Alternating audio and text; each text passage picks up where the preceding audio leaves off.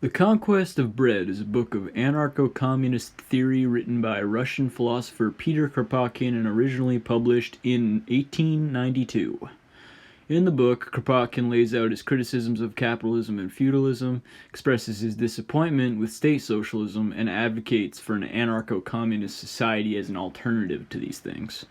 Kropotkin's brand of anarcho-communism involves the expropriation of the goods of society as well as concepts of voluntary interaction and mutual aid. He substantiates this by attacking the very idea of property and positing that values of generosity and sharing are a part of human nature, the part of human nature that capitalism ignores and rejects.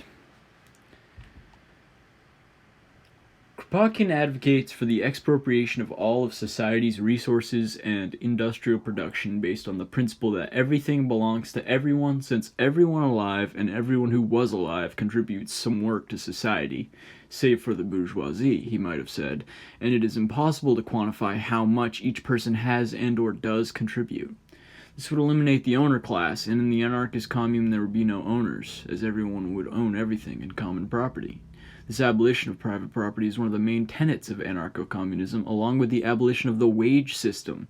He maintains that these abolitions are the necessary groundwork for a society where production is based on need, and work is not slavery, but a meaningful and conscious contribution to the community, and an enjoyable pursuit of well-being.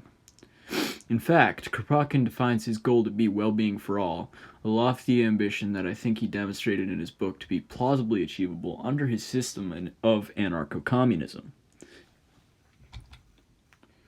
Kropotkin makes a relevant point about war in Chapter 1, which I found notable because the American military-industrial complex and the imperialism it conducts is a relatively new problem, historically speaking. It's not one that existed to the same extent in Kropotkin's time. He describes how perpetual wars for power over markets and control of land and resources break out all across the globe, and how these wars cause genocides and consume the national budgets of the nations that wage them, while heavy taxes fall on workers to support this.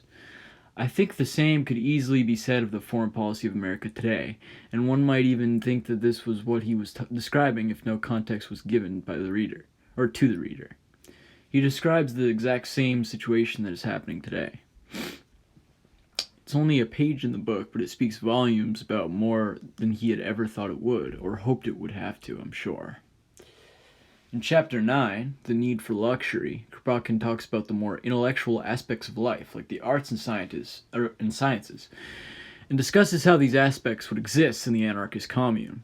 While I certainly agree with the fundamentally leftist perception of how capitalism stifles art by forcing artists into the proletariat working class to work manual jobs in order to survive, I'm not sure that I'd agree with Kropotkin's idea that everyone should do manual labor and engage in artistic or intellectual pursuits because it's the very fact that artists are systemically forced to work that represses their art. In my own ideal society, I and those like me would be free to engage in our artistic pursuits and solely our artistic pursuits if we chose so, without the need to work another job in order to put a roof over our heads and food on our plates. As I read this chapter, it occurred to me that I instinctively feel that there are fundamentally different types of people in this world, relevantly artists and those who conduct manual labor. This is an idea that I used to possess quite strongly, and I do believe that personality differences within people are a factor when it comes to what trades these people are interested in and pursue. It seems to be the case that Kropotkin, on the other hand, views it as an arbitrary division that exists only as a consequence of the capitalist system, and that everyone would be both an artist and a manual laborer if given the freedom to do so. However, the freedom for everyone to do as they please doesn't seem to truly exist in the anarchist commune, since it seemed like Kropotkin's idea that artists should also do manual labor is only there because of the social obligation everyone has to take on their fair share of manual labor in the anarchist commune. In fact, it doesn't really seem like Kropotkin has a conception of an artist figure at all. Also, perhaps if a certain section of the population who deem themselves artists decided not to partake in their 5 hours of manual labor a day, the entire anarchist commune, as it is conceived by Kropotkin, would collapse. Maybe that's the only reason why he includes this claim, that everyone would do both. The fact that the anarchist commune hinges on social obligation in this way is, I think, a flaw. Kropotkin says in Chapter 10, that the exceptions of today will be the rule of tomorrow.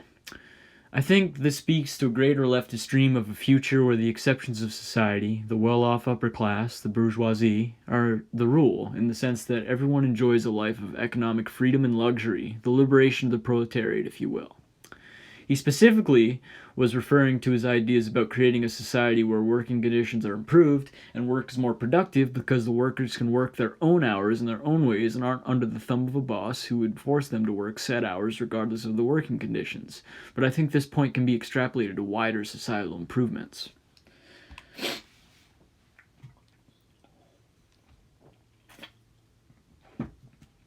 Something that stood out to me was that Kropotkin, a man who wrote this book in the late 1800s, recognized that solitary confinement is torture and included this in the book. In the present day, 120 years later, solitary confinement is used in the so-called land of the free along with other methods of torture that aren't even shrouded in the shiny facade of legality, as solitary confinement is.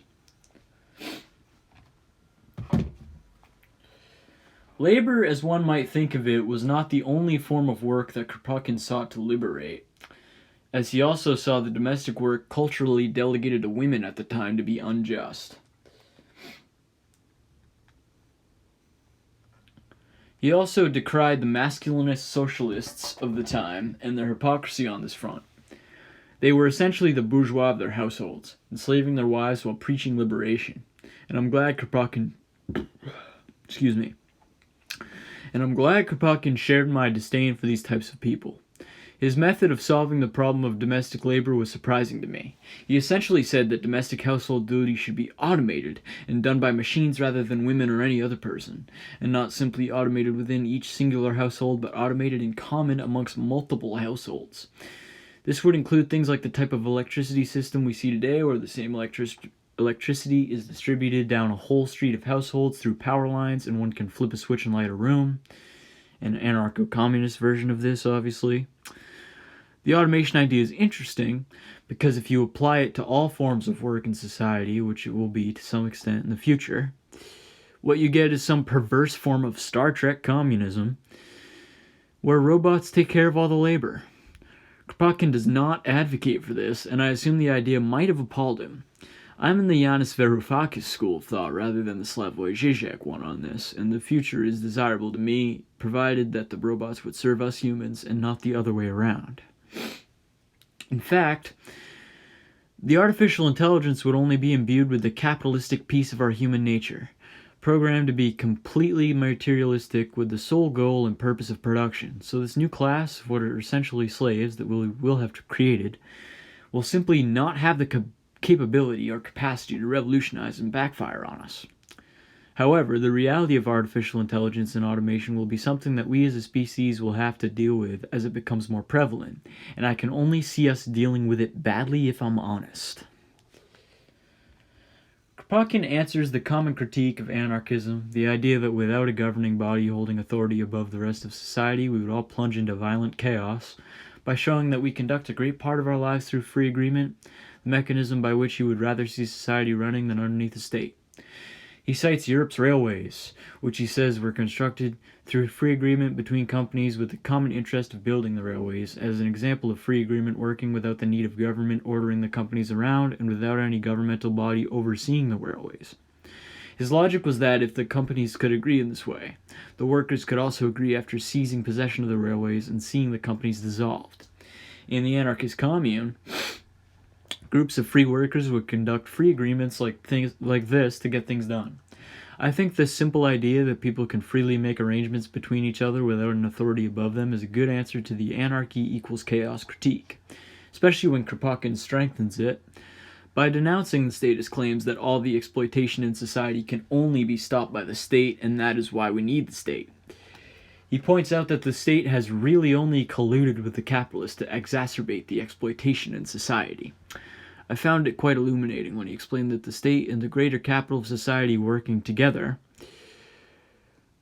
or working in tandem, is what perpetuates oppression, not simply capital by itself. He lays out how accumulated capital is essentially the state's favored child, as the state prioritizes it and bolsters its power. This is certainly the case in modern-day America, in my opinion, which just speaks even more to the relevancy of Kropotkin's work. He is not only critiquing the power structure of his times in this book, but also by extension offering us a critique of the power structure as it exists in our own times as well. Kropotkin dedicates a chapter to addressing the objections to his ideas. And it's one of the longest chapters in the book, which is an important thing to do, especially when these ideas are so antithetical to the present order and have so much propaganda circulating about them. The first objection that he takes on is the idea that people will not work without being compelled to do so. The under communism, everyone would be lazy argument, essentially. He attacks this first by pointing out that the people who raise this objection don't actually know this for a fact, and haven't conducted the extensive research it would take to prove that voluntary work is any less productive than wage labor. I would go further and say that the people who raise this objection are simply taking the status quo as gospel and essentializing it in their heads. And I think that is really what Kropotkin is getting at here. He really brings the point home when he draws comparisons between this anti-communist argument and the arguments of those who were against abolishing slavery in America and those who were against abolishing serfdom in Russia, comparing capitalism with slavery and feudalism in a way. Since in the leftist canon, capitalism is simply a phase of society that comes after these things and is only marginally better and based on the same power dynamics.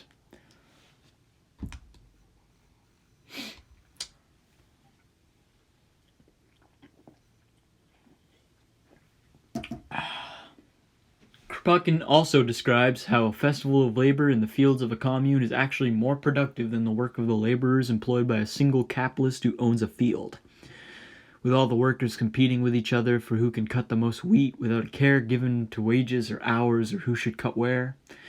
He additionally describes how the work done by communal groups of fishermen, for example, is done so that the spoils of this work can be divided amongst the group without a middleman.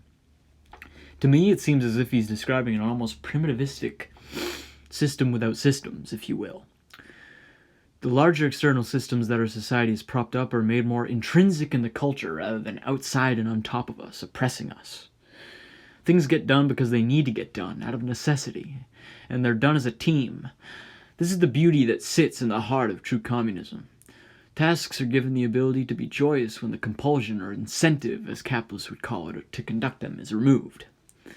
The only incentive to work that is left is well-being, as Kropotkin points out. And I agree with him that this is a powerful incentive enough and would yield more fruitful results than a wage worker, grinding for desperation, could ever hope to. It is an incentive that is intrinsic in any being that wishes to survive, and do more than just survive, which is something that wages do not offer in the same way. It is a system like this with some alterations that I would like to see put into practice. The alterations that I speak of are more like updates, though. We live in a world that has advanced technologically and progressed culturally since Kropotkin's time, and I think this has afforded us some labor. That is to say that when it is no longer fiscally necessary for people to do manual labor, it will no longer be necessary for some people to do manual labor at all. I do not think that everyone should do everything. Kropotkin's attitude towards this issue is one of the most confusing ideas of his to decipher. It seems as if he does think everyone should do everything on some level. He wanted to end the separation between manual labor and brain labor that capitalism perpetuates by abolishing wage labor, thereby making work no longer a fateful curse but an expression of all that humans can do. But what if I refuse to work? Am I exiled from the commune? Do I not get my daily bread? This issue does not get addressed to the extent that I think it should have been in the book. Kropotkin did write that in this case of a free agreement between comrades where one of them is not carrying his fair share of the workload, they would simply part ways with the lazy party in a way that is analogous to a contract being terminated when one party doesn't fulfill their end of the deal. He also wrote that in the case of someone in the commune being unable or unwilling to participate in labor, they could live isolated or like an invalid. In any case, would be sustained by the rest of society, but would be looked down upon by them as a ghost of the bourgeoisie, unless their friends decided to do their work for them.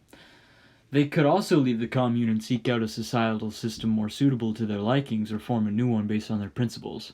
But Kropotkin doesn't say what would happen if one refused to do his 4 or 5 hours of manual labor and instead dedicated the entirety of one's day to artistic or intellectual work. That is most likely how I would live in the anarchist commune. And if I helped to design the foundation of an anarchist commune, I would make it possible for people to do one or the other, manual labor or brain labor, if they so pleased. I wonder what Kropotkin would say to that. Kropotkin brings up that a director of a well-organized factory would tell you that a skillful and enthusiastic worker is hard to come by, but would be hired at their factory instantly if they were discovered. This is where it connected in my mind that this type of complaining about a lack of skilled and enthusiastic worker still happens. But the blame is always cast on the desperate and miserable workers rather than the system that creates the attitude about work itself.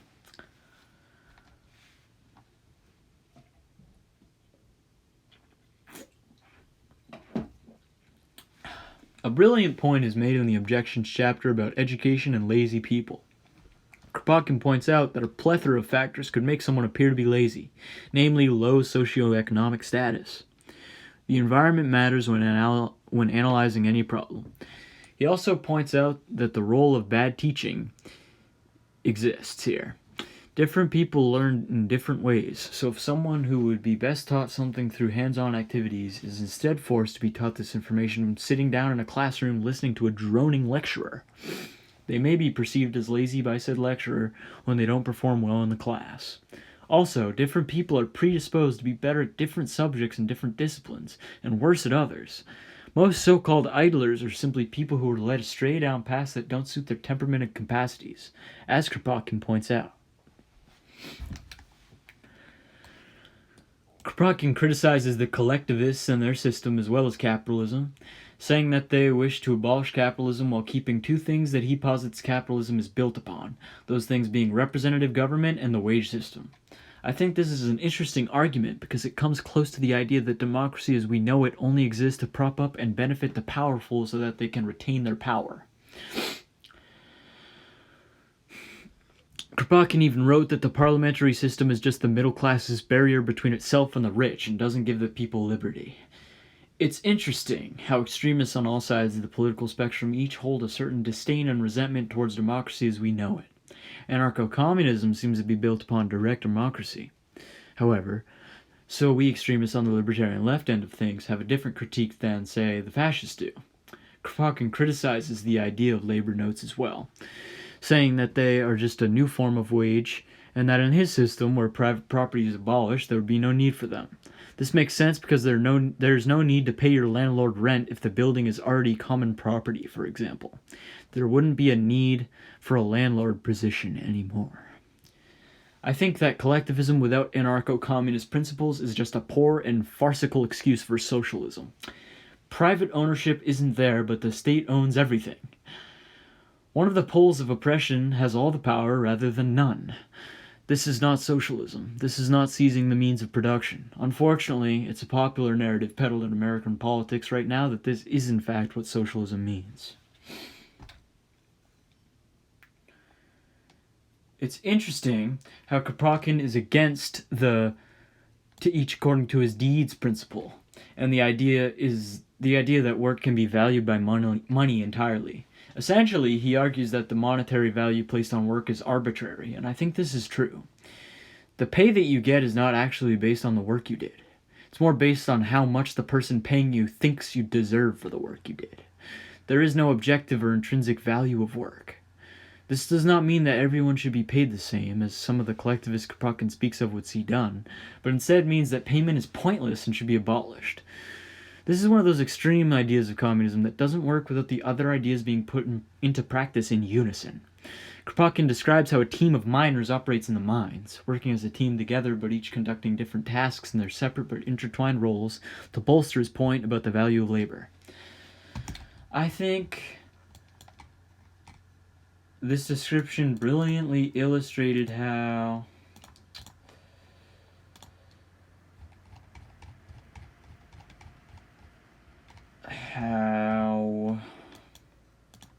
hold on. Sorry about that. Where were we? It's brilliantly illustrated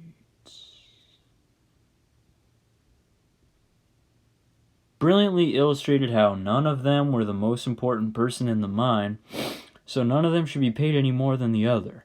Also, they were all working together to get the job done in the first place, depending on each other. So why not remove the variable of pay entirely and put them in an anarcho-communist mine? It's not a suggestion that people will work for free. It's an argument for structural change that would actually make work free. In constructing his economic system, it's clear that Kropotkin puts the needs of the people first, above things like production and consumption, working from the individual up and not from the state down, which differentiates him from other economic theorists like Adam Smith and Marx. He points out that the way production is organized when you go from top to bottom rather than bottom to top is neglectful towards the needs of the people, and the organizers of these systems deny that people can really produce everything they need. The purpose of production for him should be to fulfill the needs of the people, but even if it fails to do so in the current order, was it even designed to do so in the first place, or was it designed for this failure? Kropotkin paints the picture of this failure of the system as well, describing how the workers can't buy what they produce with their wages while paying rent and interest to capitalists and bankers, so necessary commodities are exported from the country, and the capitalist economies call it overproduction. In conclusion, The Conquest of Bread is a work that I largely agree with, and that I think was a very important read. While the communal and communitarian aspects of anarcho-communism are its strength in the sense that they hold the system together, I think that the social obligation component could be a flaw in certain situations, especially since there's nothing there to enforce this obligation besides the emotional force of well-being, which seems to be the driving incentive towards most things in anarcho-communism. I would also like to know how justice, in the way that we conceptualize it commonly, would be carried out in the anarchist commune. What happens when one comrade murders another? While Kropotkin retains that this wouldn't happen en masse as soon as anarchism is established, he doesn't say how murder would be handled. Crimes of passion, albeit not crimes in an anarchist commune, or an anarchist system, the killings motivated by mental illness would still occur, undoubtedly, even if people would be happier and perhaps less mentally ill under that system. It's an obvious question, but it deserves to be asked. Kropotkin backs up his arguments with a lot of math, especially in the final chapter about things like how much meat is consumed a year in certain populations, how much livestock and acres of land that equals, how many work hours it would take to produce the meat, etc. I think if an anarchist commune were to be constructed today, the same math would need to be done ahead of time to figure out how things would actually work. Kropotkin makes brilliant points about how the way human nature is conceptualized is inextricably tied to our culture, how the state and capital collude to oppress the people, how the expropriation and seizure of all society has to offer is not a violent act but the birthright of all people, how this expropriation could be conducted and would lead to necessary communism or the collapse of the revolution, as well as other things. He dispels capitalist myths such as the nature of humanity is entirely selfish, that this is a good thing and should be harnessed rather than tempered, and that without a wage or monetary incentive of some kind, no one would work, as well as statist socialist myths, like that labor notes are a meaningful alternative to the wage system, that under anarchism there would be nothing but utter chaos and unfettered violence, and that the state is the sole protective body against exploitation and not a conspiring actor in perpetuating it. His book holds incredible relevancy 120 years later on issues of war, economic inequality, women's rights, and wage slavery. Overall, I think The Conquest of Bread is an important book for the left today to pay attention to, as it is essentially the anarcho-communist Bible, and that libertarian left direction is where I would like things to go moving forward in both our discourse as a society and in our society as a whole. Thank you for listening to my analysis of Peter Kropotkin's Conquest of Bread. You can go ahead and subscribe below if you would like more videos like this. I'm going to be analyzing none other than the Communist Manifesto next. So stay tuned for that coming next week. and subscribe below. And hit the bell to be notified. Email me at socialrevolution2019 at gmail.com to talk, and I will see you guys next time.